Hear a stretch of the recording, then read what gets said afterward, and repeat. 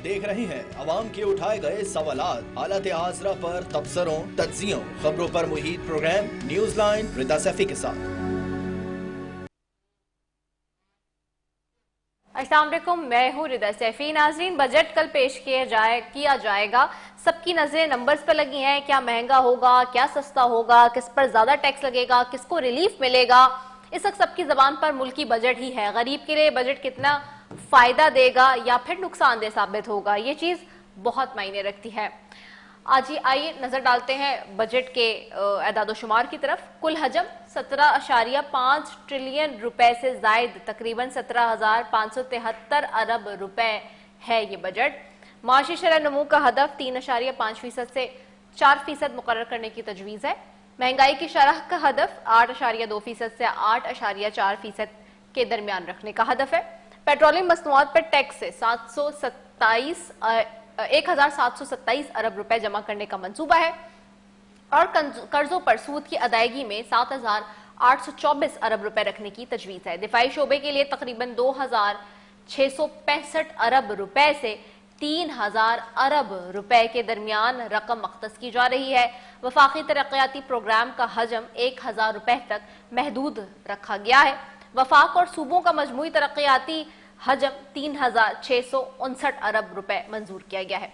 इस बजट में सबसे बड़ा झटका मुतवसत और गरीब तबके को लगेगा, क्योंकि सेल्स टैक्स और विद होल्डिंग टैक्स के दायरा कार को मजीद बढ़ाया जा रहा है। रोजमर्रा के इस्तेमाल की अशिया, डब्बों में बंद दूध, पैकेट की ग़िज़ाएं और बच्चों के फार्मूला मिल्क जो है उस तक पर टैक्स की शरह बढ़ने से महंगाई का एक नया तूफान आने वाला है। बिजली गैस की कीमतों में पहले ही रिकॉर्ड इजाफा हो चुका है और अब पेट्रोलियम लेवी का हदफ भी 1,727 अरब रुपए रखकर हुकूमत ने वाज़ेह कर दिया है कि गरीब का चूल्हा जलना मजीद मुश्किल हो जाएगा। बिजली के लिए वाज़ेह कर दिया गया है ये इसके हवाले से, क्योंकि सोलर पैनल और गाड़ियां जो महंगाई के दौर में गरीब और मिडिल क्लास के लिए बिजली के बिलों से बचने का एक वाहिद सहारा बन रहे थे, उन पर भी टैक्सेस की तलवार लटका कर हुकूमत ने अवाम से सस्ती तवानाई का हक भी छीनने की कोशिश की है। तनकीद का सबसे बड़ा रुख हुकूमत की तरजीहात पर है। बजट का सबसे बड़ा हिस्सा यानी कि 7,824 अरब रुपए सिर्फ कर्जों के सूद की अदायगी में चला जाएगा, जबकि दिफाई अखराजात के लिए भी खती रकम रखी गई है। IMF की कड़ी शराइत और अशराफिया को नवाजने की इस रिवायती पॉलिसी के बाद क्या हुकूमत ये बजट आम आदमी को 2 वक्त की रोटी जो है फराहम कर पाएगी? ये बहुत बड़ा सवाल है और ये गरीब को मजीद गुर्बत के दलदल में धकेलने का एक नया सरकारी परवाना या फिर साबित होगा।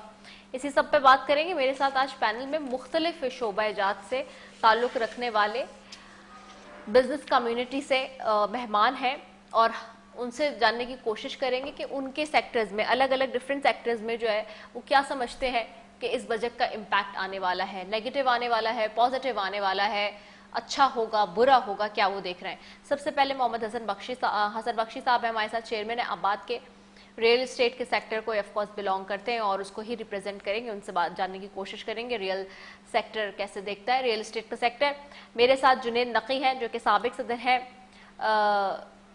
काटी के और वो भी बिजनेसमैन है। उनसे भी जानेंगे कि वो कैसे देखते हैं एक्सपोर्ट एंड इम्पोर्ट के हवाले से भी और दीगर हवाले से। और मेरे साथ है इब्राहिम खालिद तवाब जो कि CEO है तवाब ग्रुप के। उनसे भी जानेंगे कि वो कैसे देख रहे हैं।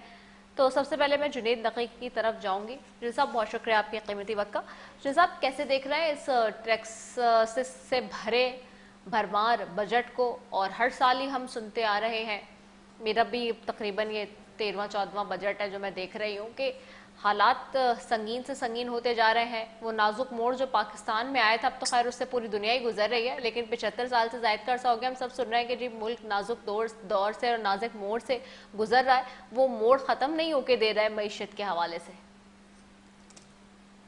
बिस्मिल्लाहिर्रहमानिर्रहीम जी, बहुत शुक्रिया सबको। अस्सलाम वालेकुम।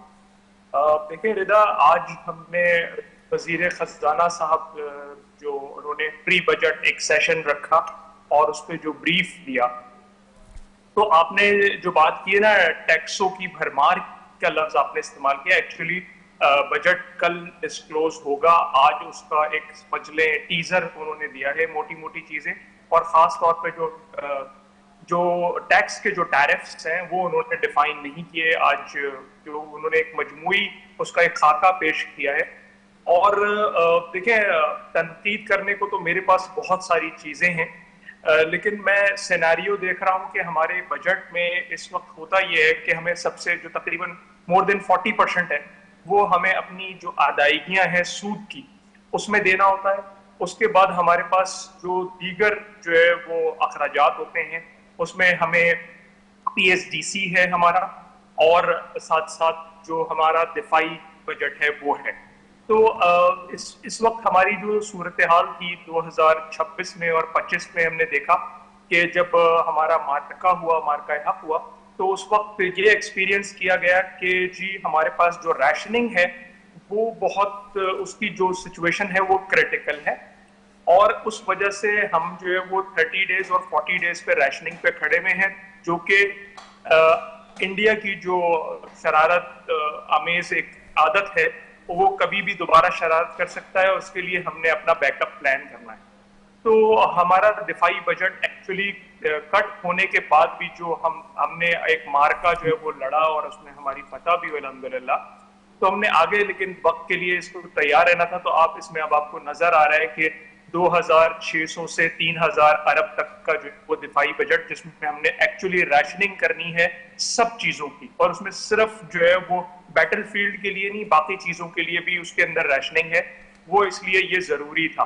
ساتھ ساتھ ہماری بھاگ جس سے نہیں ہے ہم نے سود کی ادائیگی کرنی. تو باقی جو چیزیں بچ گئی ہیں, اور جو ٹیکسیشن کی آپ نے بات کہی ہے تو ابھی 17 ٹریلین کی جو بات ہو رہی ہے, دیکھیے آپ اس قوم کے اوپر کوئی بھی ٹارگٹ لگا دیں. خوش آئند بات یہ ہے کہ آج جو ہے وہ وزیر خزانہ صاحب نے ایک بڑی اچھا جملہ جو ہم سننے کو ترستے ہیں, انہوں نے کہا کہ جی سسٹینیبلٹی اور کنسسٹنسی, یہ انہوں نے 2 لفظ استعمال کیے. انہوں نے آج جو ہے وہ 10 سالہ جو ہے وہ پائیدار پالیسی دینے کی بات کری. آج انہوں نے ریئل اسٹیٹ سیکٹر کو جس پہ ہم دیکھتے آئے ہیں, حسن بخشی صاحب اب موجود بھی ہیں, وہی اس کے اوپر ڈسکشن بھی کریں گے, لیکن اس کے ساتھ جو اس کی آکسیلری جو انڈسٹری ساتھ ساتھ اس کے ساتھ 70 سے زیادہ انڈسٹریز چلتی ہیں, وہ اس معیشت کا پہیہ گھمانے میں جو ہے وہ آپ کو سود مند ہوتی ہیں. تو اسی لیے ہم ہمیشہ یہ کہتے ہیں کہ اکراس دا بورڈ اگر کام ہوگا, ایسا نہیں ہے آپ ایک کلسٹر کو لیں اور ایک کلسٹر کے لیے چیزیں ڈھونڈیں, آپ اکراس دا بورڈ کام کریں. آپ ٹیکس لگا رہے ہیں ٹیکس لگا لیجئے, کوئی حرج نہیں ہے. آپ کو ایک لیوی کی صورت میں تو ونڈو آف اپرچونٹی آپ کو سب سے بڑی جو گورنمنٹ کو فیڈرل گورنمنٹ کو جو اس وقت ملی ہے اس وار کی وجہ سے, کہ اس میں جو ان کا ریونیو کلیکشن ہوگا, آپ دیکھیے ابھی جنگ تو روزانہ کوئی نہ کوئی جو ہے وہ چیز ہو رہی ہے, اور یہ ٹائم لیگ ہے ایک جس میں یہ جنگ ختم ہوگی اور یہ آئل پرائسز واپس آئیں گے. آپ نے تو لیوی لگا دی اور قوم سے آپ نے پیسے بٹورنے شروع کر دیے, اور یہ سیدھا آپ کو مہنگائی جو آپ نے ٹارگٹ رکھا ہے وہ مہنگائی اللہ کرے آپ جو مہنگائی کا ٹارگٹ آپ نے رکھا ہے 6.5% کا, اس پہ آپ جو ہے وہ 6.5% پہ رکھیں. نمبر 1, جی ڈی پی کا آپ نے جو ٹارگٹ رکھا ہے وہ یہ دیکھیں, میں تو ان کو جو ہے نا وہ آشاریوں کا گورکھ دھندا کہتا ہوں. میں تو کہتا ہوں سیدھا آپ سب سے پہلے یہ بتائیے کہ عام عوام کو کیا ریلیف دینے جا رہے ہیں, اس کی بنیادی سہولت میں آپ کراچی والے کو کیا سہولت دینے جا رہے ہیں, اس کی پانی بجلی گیس انفراسٹرکچر میں. بجٹ میں وہ آپ کی جو ہے وہ تقریر بھی سنے گا لیکن اس کی سر سے کچھ سمجھ میں نہیں آئے گا, اس کی سب چیز اس کے سر پہ سے گزر جائے گی. تو آپ اس کو تو بنیادی لفظوں میں سب سے پہلے یہ بتائیے کہ عام عوام کے لیے یہ بنیادی سہولتوں میں ہم ریلیف دے رہے ہیں. ایک آدمی جس کا ٹیک ہوم جو ہے وہ 50,000 60,000 روپے ہے, اس کا گزر بسر کیسے ہوگا. جو سیلری جس کو آپ کہتے ہیں جو سیلری انکم والے جو وائٹ کالر لوگ ہیں, ان کو جو ریلیف آپ دینے جا رہے ہیں ان کو ووکل کریے, ان کو بتائیے کہ جی دیکھیے آپ کا سلیب یہ تھا, لیکن ہم نے ان نامساعد حالات میں ان چیلنجز میں بھی آپ کو جو ہے وہ آپ کا خیال رکھا. انڈسٹری جو ٹیرف کی بات کر رہی ہے, جو پالیسی ریٹ کی بات کر رہی ہے, جو ایز آف ڈوئنگ بزنس کی بات کر رہی ہے, کراچی والا انفراسٹرکچر کی ساتھ ساتھ بات کر رہا ہے, اس کو وہ دکھائیے. پی ایس ڈی سی میں آپ تقریباً جو ہے وہ اتنا بڑا اماؤنٹ آپ جو ہے وہ آپ نے کٹ کر دیا ہے, تو ویسے ہی کراچی میں سندھ میں تو جو پیسے ایلوکیٹ ہوتے ہیں وہ لگتے نہیں ہیں. باقی ملک میں جو ایلوکیٹ ہوتے ہیں وہ کم سے کم نظر تو آتے ہیں لگتے ہوئے, ہمارے ہاں تو وہ لگتے ہوئے نظر بھی نہیں آتے. تو فیڈرل اگر یہ پیسے دے رہا ہے تو اس کے اوپر جو ہے وہ کوئی واچ اینڈ وارڈ بھی رکھے. اس کا کوئی جو ہے نا آج انہوں نے لفظ استعمال کیا کے پی آئی, تو بڑا میں چاہتا ہوں کہ وہ صرف اپنے فیڈرل کے پروجیکٹس پہ نہیں بلکہ آپ جو پیسے صوبوں کو دے رہے ہیں ان کی بھی KPIs رکھیے. ان کا ابھی آپ کو شاید یاد ہوگا کہ وزیر اعظم صاحب نے کہا تھا کہ جی میں خود جو ہے وہ انوالو ہوں گا, انگیج ہوں گا, اور یہ جو چیزیں ایک روڈ کے اوپر پوری کراچی جو ہے وہ اٹک گئی ہے کہ جی وہ روڈ بن کے نہیں دیتا کتنے سالوں سے اور کتنی دہائیوں سے, اور آگے جو ایک اور آپ دیکھ رہے ہیں یلو لائن, اس کے اوپر کام شروع ہوتے سے پہلے اتنے اربوں روپے کی جو ہے وہ آپ کو نظر آنی شروع ہوئی کرپشن. تو کراچی کے لیے خاص طور پہ میری گزارش ہوگی, دیکھیں 18 امینڈمنٹ کے بعد یہ بڑا آسان ہو گیا کہ جی ساری چیز صوبے کے پاس آ گئی, لیکن فیڈرل بہرحال آپ کو ڈیولپمنٹ پروجیکٹ کے لیے آپ کو اس نے کٹ کیا ہے لیکن آپ کو پیسے مل رہے ہیں. ریونیو ٹارگٹ کچھ بھی نہیں ہے اس ملک کے لیے, آپ صرف ایز آف ڈوئنگ بزنس دیں, سسٹینیبلٹی اور کنسسٹنسی دیں, ایک پالیسی دیں جو کہ آج ایک صحافی نے سوال بھی کیا میڈیا سے کہ جی آپ 10 سال کی بات کیسے کر سکتے ہیں, آپ کا تو جو ٹینیور ہوگا, تو انہوں نے کہا جی ملکوں میں یہ کبھی نہیں ہوتا کہ جی کس کا ٹینیور, آپ جو فرینڈلی پالیسی بزنس مین کے لیے دیکھتے وہ سسٹین کرتی ہے, اس کو ایک نوٹیفیکیشن سے SRO سے چینج نہیں کر سکتے. تو میری بات بہت طویل ہو گئی, اور میرا بس جو پوائنٹ آف ویو ہے اس بجٹ کے اوپر وہ یہ ہے کہ جی یہ عوام دوست بجٹ ہونا چاہیے, آپ کو ووکل کرنا چاہیے, وہ پوائنٹس جو چیلنجز ہیں آپ کو بتانے چاہیے کہ جی ان چیزوں میں ہم بندھے ہوئے تھے, آگے ہمارا کیا ٹارگٹ ہے کہ ہم اس IMF کے چنگل سے کتنا آزاد, ہم یہ اب ہر سال یہ سنتے کہ جی اب ٹیک آف کا سال ہے, اب ٹیک آف کا سال ہے, وہ سال نہیں آ پا رہا کہ کون سا سال ٹیک آف کا ہوگا, اور اب IMF جو 40% بجٹ ہمارا لے جاتا ہے ہماری سود کی ادائیگی میں, وہ ہم اس سے کب جان چھوڑائیں گے. تو میں ایک پازیٹیو نوٹ کے اوپر کہ جی میں امید رکھتا ہوں کہ کل جو اناؤنسمنٹ ہوگی اس میں انڈسٹری کے لیے بھی, مجموعی طور پہ معیشت کے لیے اور عام آدمی کے لیے بنیادی تعلیم, صحت, پانی, انفراسٹرکچر خاص طور پہ کراچی کے لیے ایک فرینڈلی بجٹ ہو.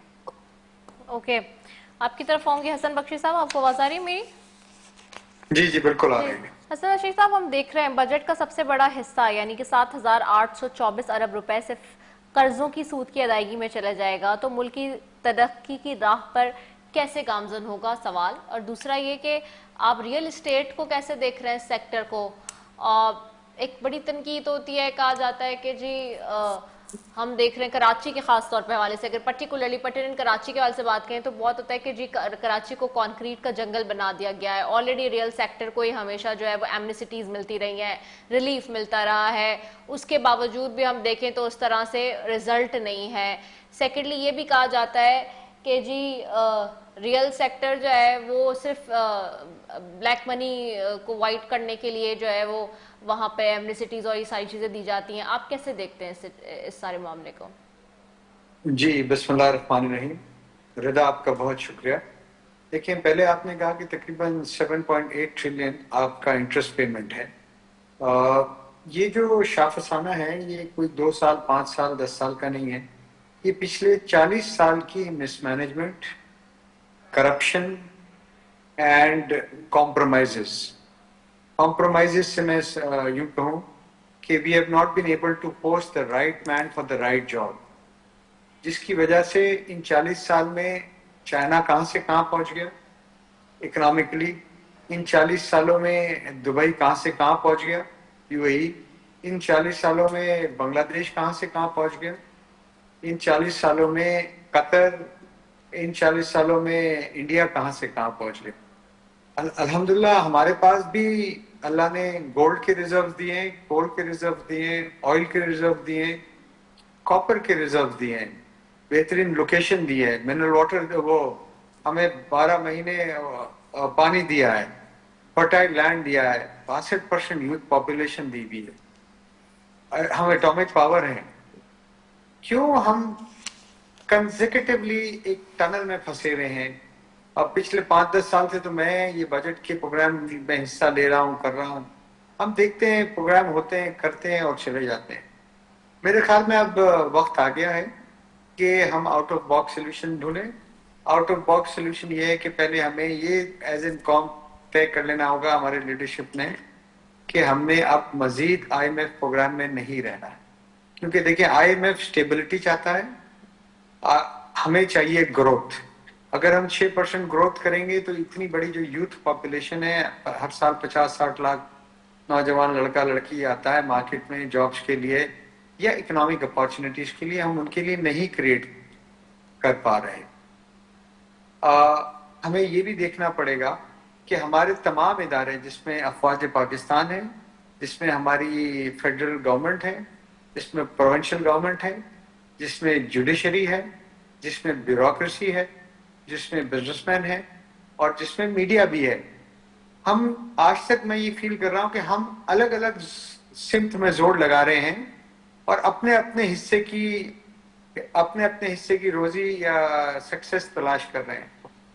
میرے خیال میں آج ہم نے یہ طے کر لینا چاہیے کہ ہم سب کا سکسیس پاکستان کے سکسیس میں ہے اور ہم سب جو زور لگائیں گے وہ پاکستان کے لیے زور لگائیں گے، اور جو اس اکنامک ریکوری میں، اکنامک پراسپیرٹی میں بیچ میں وہ رکاوٹ کریٹ کرے گا، اس کا ہم ایک ایگزامپل کریٹ کریں گے آنے والے وقتوں کے لیے. چاہے اس کا تعلق بیوروکریسی سے ہو، چاہے اس کا تعلق حکومت سے ہو، چاہے بزنس کمیونٹی سے ہو، چاہے اور کوئی ادارے سے ہو. جب تک یہ ہم منحاص القوم طے نہیں کریں گے کہ اب ہم نے یہ جنگ، جیسے ہم نے پچھلے مئی میں بنیان المسود کی جنگ لڑی تھی کہ افواج پاکستان لڑ رہی تھی اور پوری قوم اس کے ساتھ تھی، اس کے ساتھ ہی لوگوں کے دل دھڑک رہے تھے. اللہ نے 4 دنوں میں نصرت دی، کامیابی دی اور پاکستان کی عزت ہوئی. ہم شکر گزار ہیں اللہ تعالیٰ کے بھی اور افواج پاکستان کی. ہاویور وہ جنگ چلی 4 دن. یہ جو اکنامک جنگ ہے یہ چلتی ہے 24 گھنٹے، 30 دن اور پھر 365 دن. اس میں ہم بہت پیچھے رہ گئے. میں سمجھتا ہوں کہ فیلڈ مارشل صاحب نے اب اس پہ بھی اپنا فٹ ڈاؤن کرنا پڑے گا. یہ مس مینجمنٹ پاکستان میں اب مزید چل نہیں سکتی ہے. پاکستان میں پاورٹی کی لیول 33% سے زیادہ ہو گئے ہیں. لوگ غربت کی سطح پہ پہنچتے جا رہے ہیں. کراچی میں، پاکستان میں صرف 1.5-2% آسودہ لوگ ہیں جو ویکیشن بھی یورپ میں منا رہے ہیں، جن کے بچے بھی باہر پڑھ رہے ہیں، جن کی گاڑیاں بھی 4,000-5,000 سی سی کی ہیں، جو 2,000 گز کے بنگلوں میں رہ رہے ہیں.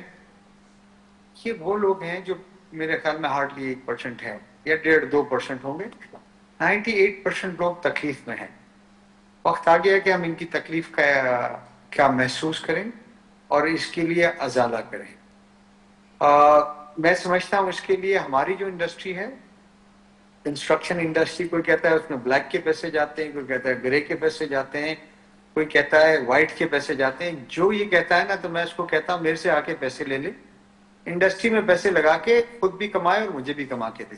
دیکھیں اس ملک میں 14 ملین مکانوں کی شارٹیج ہے. یہ انڈسٹری 72 انڈسٹریز کو چلاتی ہے. یہ انڈسٹری میں کام کرنے والا میں بھی پاکستانی ہوں، مزدور بھی پاکستانی ہے اور انجینئر بھی پاکستانی ہے. یہ انڈسٹری میں جو سریا آتا ہے، سیمنٹ آتا ہے، اسٹیل، دیگر چیزیں آتی ہیں، یہ پاکستان کی فیکٹریز سے آتی ہیں. یہ پاکستان کی سرزمین پہ مکانات بنتے ہیں جس میں لوگ اپنے چھت تلاش کرتے ہیں یا رہتے ہیں. اس میں خریدار بھی پاکستانی ہے، یعنی وہ ریسیڈنٹ پاکستانی ہے یا ایکسپیکٹریٹ پاکستانی ہے.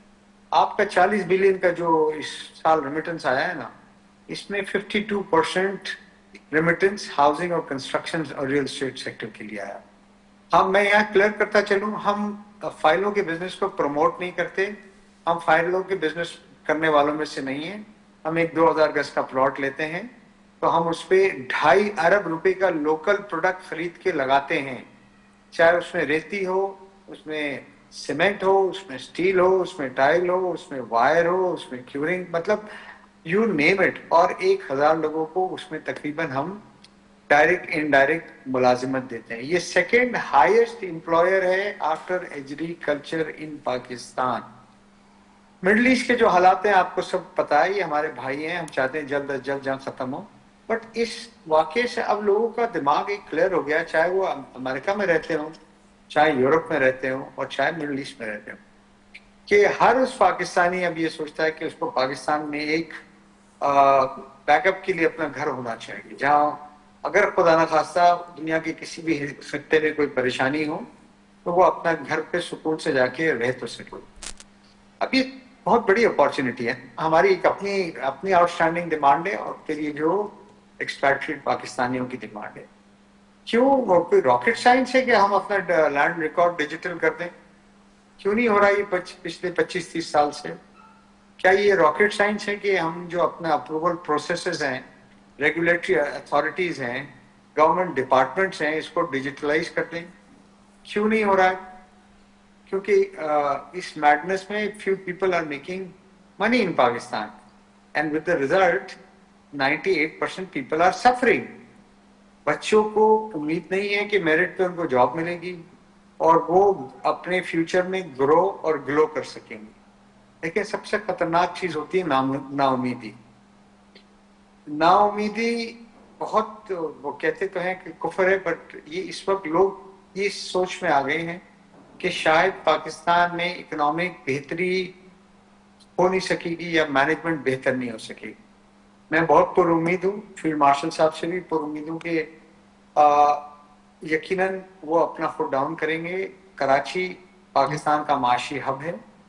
اس معاشی ہب اس اکنامک انجن کو چلانے میں اپنا رول پلے کریں گے، اور اگر اس میں کوئی رکاوٹ آتی ہے سو اس کا ایک مثال قائم کریں گے تاکہ پورے پاکستان میں ایک مثال قائم کریں. اور میں کہتا ہوں اگر وہ رکاوٹ میں بھی ہوں فار انسٹنس، سو میرا بھی آپ ایگزامپل کریٹ کریں تاکہ ہر کوئی آنے والے وقت میں یہ کہے کہ دیکھیں حسن نے پاکستان کی معاشی ترقی کو سبوٹاج کرنے کی کوشش کی، افواج پاکستان نے اس کی مثال کریٹ کی. تو ہم میں سے بھی جو لوگ میر جعفر ہیں، مجھے ایسا لگتا ہے کہ کچھ ہمارے بھی بڑے بیوروکریٹس، پولیٹیشنس اور بزنس مین، کچھ لوگ، میں سب کی بات نہیں کر رہا ہوں، بیشتر لوگ اچھے ہیں، وہ یہ امید کرتے ہیں کہ ان کو ریٹائرمنٹ کے بعد ورلڈ بینک میں کوئی جاب مل جائے گی. رائٹ. میں ابراہیم آپ کی طرف آؤں گی. ان سے مخالف ابراہیم خالد صاحب میں آپ کی طرف آؤں گے. ابراہیم، وی آر واچنگ کہ جی متوسط اور غریب طبقے کو سیلز ٹیکس اور ود ہولڈنگ ٹیکس کے دائرہ کار میں مزید گھسیٹنے کا فیصلہ کیا گیا ہے.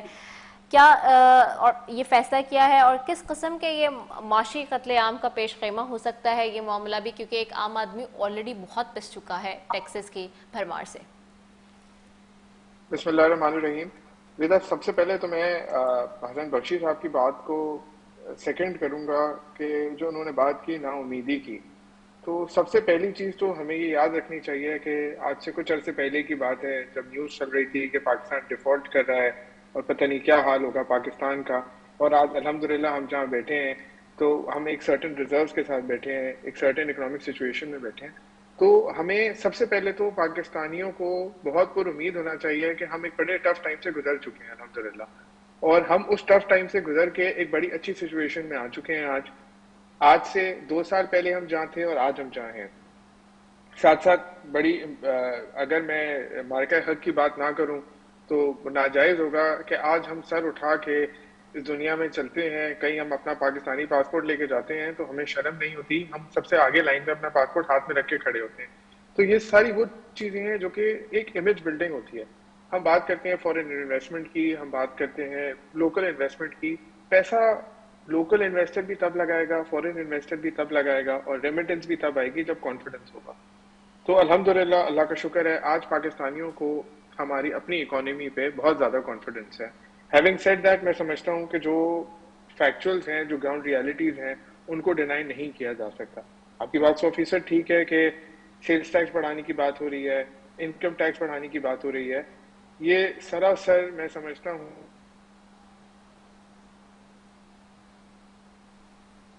مشکل کا. آپ کی آواز کی جا رہی ہے وہ اس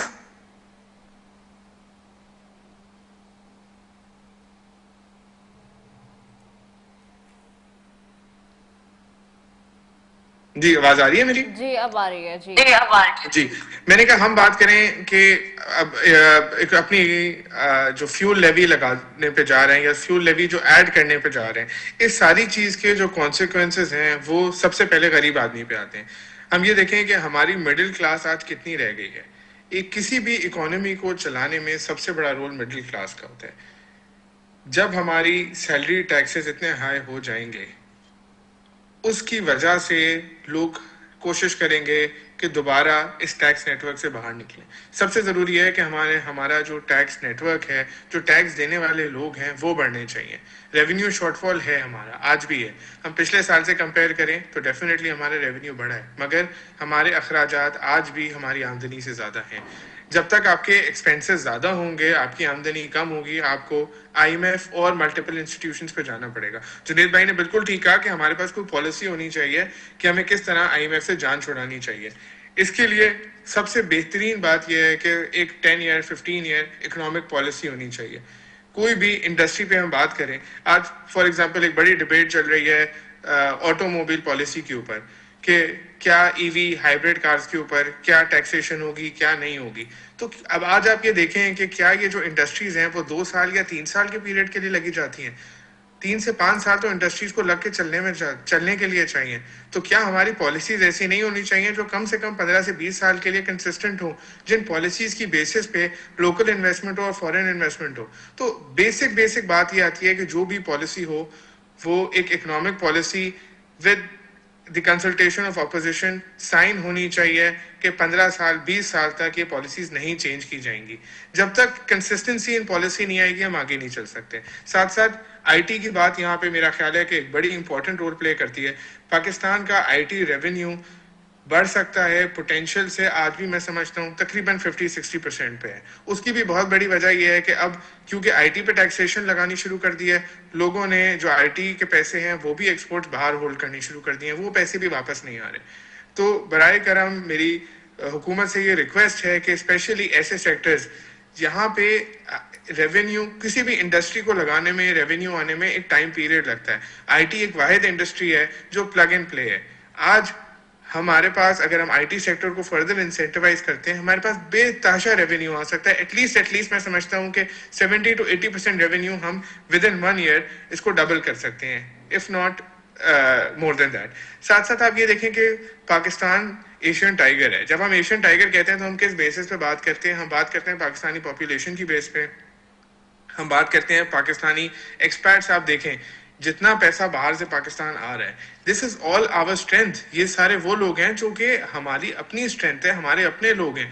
تو ہمیں ان کو انکریج کرنا چاہیے. بالکل صحیح بات کی گئی کہ ریمیٹنس کا اگر پیسہ آ رہا ہے وہ کسی بھی فارم میں آ رہا ہے اس کو چینلائز کریں.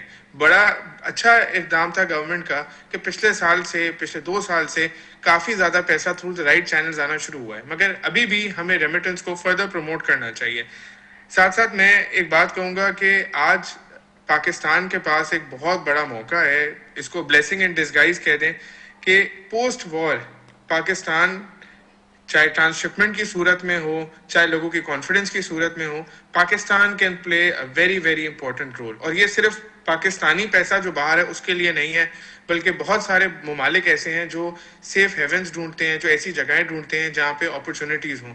پاکستان آج بھی ان ملکوں میں سے ہے جہاں پہ بہت بڑی اپرچونیٹیز ہیں ہمارے پاس. ہم ہائی مارجن آئٹمس پہ کام کر سکتے ہیں. ہم چائنا کا ایگزامپل لیں, جو جس طرح چائنا پاورٹی سے نکلا ہے, میں سمجھتا ہوں دنیا میں کوئی ایسا دوسرا ملک نہیں ہے جس نے اس طرح پاورٹی ایلیمینیشن پہ کام کیا ہے. ہمیں چائنا کا ایگزامپل لینا چاہیے اور اس کو فالو کرنا چاہیے. کنزیومرزم کو ہمیں کم کرنا چاہیے, ہمیں کیپٹل انویسٹمنٹ کی طرف جانا چاہیے. گورنمنٹ کو چاہیے کہ انڈسٹریز کے لیے ٹیکس فری مشینری امپورٹ دے ہر جگہ, نہ کہ صرف ایس ای زی پہ ریسٹرکٹ کیا جائے اس کو. ساتھ ساتھ اس طرح کی پالیسیز ہوں جس سے لوکل امپلائمنٹ بھی کریٹ ہو.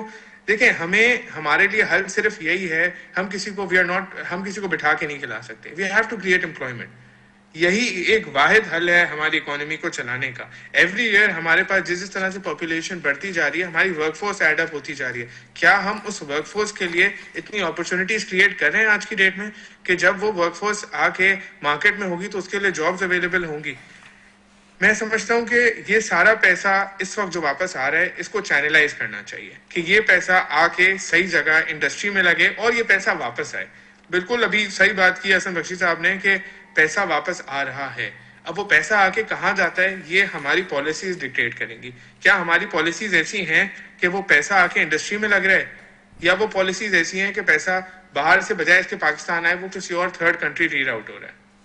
رائٹ, میں آپ کی طرف آؤں گی جنید بھائی دوبارہ سے.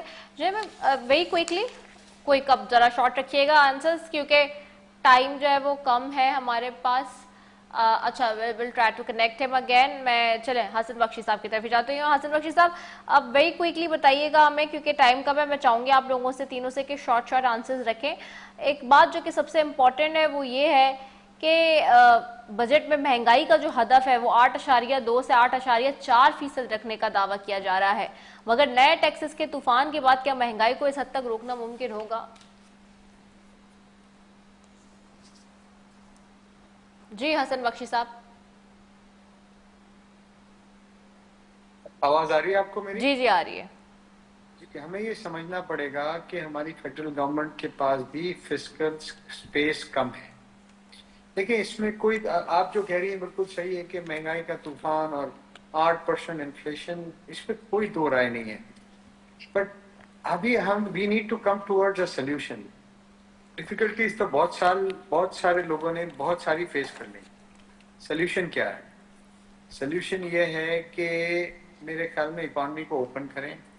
एफबीआर, मैं समझता हूँ वन ऑफ द रीजन है जिसमें लोग इन्वेस्टमेंट नहीं कर रहे हैं, जिसकी वजह से आप मेरे सेक्टर से फर्ज करें, मैं बोलता हूँ कंस्ट्रक्शन सेक्टर से 300 बिलियन टैक्स जमा होता है। मिसाल दे रहा हूँ, ऐसे फिगर दे रहा हूँ। आप मुझे बुलाएं और बोलें कि हम आपको नोटिस नहीं भेजेंगे, हम आपको तंग नहीं करेंगे, हमें 25% ज्यादा टैक्स चाहिए आपसे। गवर्नमेंट ने, IMF ने तो 18% ज्यादा का बजट किया है ना। तो बख्शी साहब, आप 25% अपनी इंडस्ट्री से टैक्स ले आए, आप अपने टैक्स कलेक्टर खुद बन जाए, कोई आपको तंग नहीं करेगा।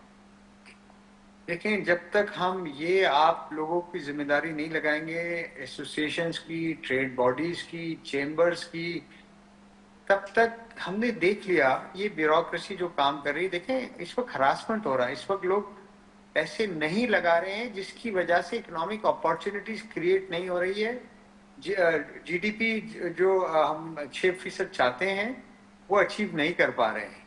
लोगों के पास पैसा तो है, लोगों ने टी बिल्स में पार्क किया हुआ है, लोगों ने बैंक में रखा हुआ है, लोगों ने PIBs में रखा हुआ है। आप ईज ऑफ डूइंग बिजनेस ले आए, cost of doing business down करें और सेक्टर वाइज बोले कि आपके पास तो सारा फिगर है ना। देखिए, आपको कुछ चीजें लेट गो करनी पड़ेंगी, कुछ चीजें इख्तियारात मुंतकिल आगे डेलीगेट करने पड़ेंगे। आपने देख लिया, FBI ने बहुत कमाल कर दिया कि 4 साल में डबल टैक्स किसी ने मुझे कहा कि कलेक्ट कर लिया। यकीनन किया होगा, पर बिजनेसेस कहाँ रहे? कितने साल जबरदस्ती टैक्स कलेक्ट करेंगे? किसी का अकाउंट मुंजमद कर दिया, उसमें से पैसे निकाल लिए, किसी पे छापा मार के निकाल दिया, किसी को जेल में डाल के। So this is not the way how you work. Dubai जब तरक्की किया तो दुबई में FBI नहीं था, वहां का टैक्स डिपार्टमेंट नहीं था। उन्होंने आउट ऑफ द बॉक्स जाके कोई सोल्यूशन ढूंढा। हमें भी देखें, as an com, as an country, हमारी 26 करोड़ की कौम है, मुल्क है, कोई छोटा मुल्क नहीं है ये। इतनी बड़ी मार्केट है, आप लोगों को काम करने की, पैसे लगाने की, पैसे कमाने की छूट तो दें। जो आप बोलें कि आप टैक्स रेट कम करें, टैक्स वो बेस को ब्रॉड करें, हो ये रहा है, टैक्स बेस नैरो हो रही है और टैक्स रेट बढ़ता जा रहा है। अब आप एम्प्लॉई हैं, आपकी तनख्वाह पे अगर 50-60% टैक्स कटेगा तो मुझे बताएं, पानी भी आप खरीद रही हैं, सिक्योरिटी भी आप खरीद रही हैं, गैस भी आप खरीद रही हैं, मेडिकल भी आप खरीद रही हैं, स्कूलिंग भी आप खरीद रही हैं, सिक्योरिटी भी आप खरीद रही हैं। तो कहाँ से मुमकिन है?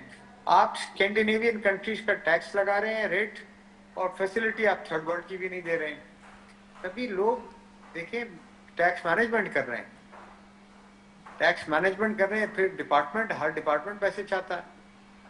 हर डिपार्टमेंट, चाहे वो लैंड डिपार्टमेंट हो, चाहे वो बिल्डिंग कंट्रोल अथॉरिटी हो, चाहे वो FBI हो, जिसका जहां से कोई ऑडिट निकलता है वहां पैसे चाहिए। तो ये हमें सोचना पड़ेगा। ये कंट्री कोई बाहर से आके नहीं चलाएगा, ना कोई चाइनीज चलाएगा, ना कोई मिडिल ईस्टर्न चलाएगा। ये पाकिस्तान है, ये पाकिस्तानी ही चलाएंगे, और पाकिस्तानियों को आगे बढ़ के अपनी अपनी जिम्मेदारी उठानी पड़ेगी। और ये चंद लोग हैं जो ये रुकावटें पेश कर रहे हैं। देखिए, पोटेंशियल बहुत है, पोटेंशियल इतना है कि पोटेंशियल बहुत है, बहुत ज्यादा है। मैं वापस आऊंगी जुनैद साहब की तरफ। आपको आवाज आ रही है जुनैद साहब? जी, क्लियर है। क्विक आंसर, क्योंकि टाइम हमारे पास नहीं है। डब्बों में बंद दूध پیکٹ کی غذاؤں، بچوں کے فارمولہ ملک جیسی بنیادی اشیاء پر بھی ٹیکسز بڑھا رہی ہے حکومت، غریب بچوں کے منہ سے نوالا کیوں چھین رہے؟ جی دیکھیں رضا، میں آپ کو عرض کروں کہ ہمیں نا میڈ ان پاکستان کے لیبل کو فروغ دینا چاہیے. اگر تو کوئی امپورٹڈ ایسی آپ بچوں کی ہو یا بڑوں کی ہو، کچھ فارمولا آتے ہیں وہ پرسکرائب ہوتے ہیں، بہت کم پرسنٹیج کے لیے ہوتے ہیں ان بچوں کے لیے کہ جن کو وہ ضروری ہوتا ہے، وہ آپ اس کی ایک کوشن رکھیں. ادروائز آپ جو ہے نا وہ پورا پاکستان جب شروع ہوا تھا تو کوئی بچہ جو ہے نا وہ امپورٹڈ ملک پی کے جو ہے وہ بڑا نہیں ہوا، وہ سب جو ہے وہ دیسی جو بھی اس وقت اویلیبلٹی تھی. تو آپ کے پاس ایسا نہیں ہے کہ آپ کا انڈیجنس سبسٹیٹیوٹ موجود نہیں ہے.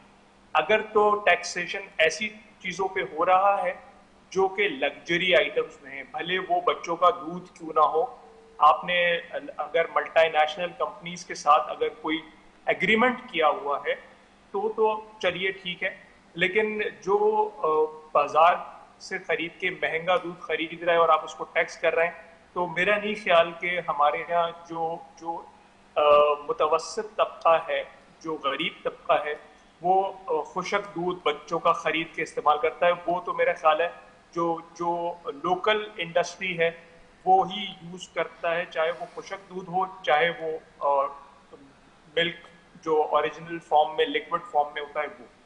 تو اور یہی اکراس دا بورڈ میں آپ سے عرض کروں گا کہ ہمیں ان سب چیزوں کے لیے یہ دیکھنا چاہیے کہ ہماری جو امپورٹ بل ہے، آج وزیر خزانہ صاحب نے ایک بڑی دلچسپ ہم کاروباریوں کے اوپر، انڈسٹری کے اوپر ایک تانا کسا انڈائریکٹلی، اور میں نے اس کو سیریسلی لیا ہے. اور واقعتاً یہ سچ بات ہے کہ آج جو ریمیٹنس ہے وہ چند لاکھ لوگ جو ریمیٹنس بیچتے ہیں وہ پورے 25 کروڑ کی آبادی کے ملک کی انڈسٹری جو ایکسپورٹ انڈسٹری ہے اس سے زیادہ ہے. جو ہمارے یہاں ریمیٹنس آ رہی ہے وہ اس کا سائز زیادہ ہے، جو ایکسپورٹ کے جو فگرز ہیں وہ کم ہیں. تو ہمیں واقعتاً یہ سوچنا چاہیے کہ ہم پوری آبادی مل کے انڈسٹری، لیکن اس کے ساتھ بہت سارے پہلو ہیں جن کو ہم نے اجاگر کیا ہے کہ یار آپ ہمیں جو چیزیں ہیں یہ تو یہ اکراس دا بورڈ ہے. آپ جو ہے اس میں خاص طور سے ایک چیز جس کو ہم جو اسمگلنگ کہتے ہیں وہ اس کی روک تھام کریں، اور ساتھ ساتھ امپورٹ سبسٹیٹیوشن بھی لے کر آئیں. اور اگر یہ دودھ کی جو آپ نے بات کری ہے، یہ خشک دودھ کی، اگر اس کے اوپر کوئی ٹیکسیشن لوکل انڈسٹری پہ آنے جا رہا ہے تو اس کے میں مخالف. رائٹ ابراہیم، ویری کوئکلی 30 سیکنڈز ہیں جی، کلوزنگ نوٹ. دیکھیے جی، سب سے پہلے تو میں یہ بات سمجھتا ہوں کہ گورنمنٹ اگر ہمارے اوپر ٹیکسیشن لگا رہی ہے تو اس کو یہ سمجھنا چاہیے there should be a very clear differentiation کہ ٹیکسیشن جا کہاں رہی ہے. امپورٹ سبسٹیٹیوشن سب سے پہلی پرائیورٹی ہونی چاہیے گورنمنٹ کی. سب سے پہلے ہم یہ دیکھیں کہ کیا چیزیں امپورٹ ہو رہی ہیں، اور ان امپورٹ سبسٹیٹیوشن کے لیے گورنمنٹ لوکل انڈسٹریز کو پروموٹ کرے، سبسیڈائز کرے، ہر طریقے سے. ٹھیک ہو گیا ہے، پرائورٹائز کرے ہر طریقے سے. بہت شکریہ محمد حسن بخشی صاحب آپ کا، چیئرمین آباد، ابراہیم خالد طواب CEO طواب گروپ، اور جنید نقی سابق صدر کے کاٹھی کے ہمارے ساتھ موجود تھے. اسی کے ساتھ اپنی میزبان سے دیجیے اجازت. پاکستان زندہ باد.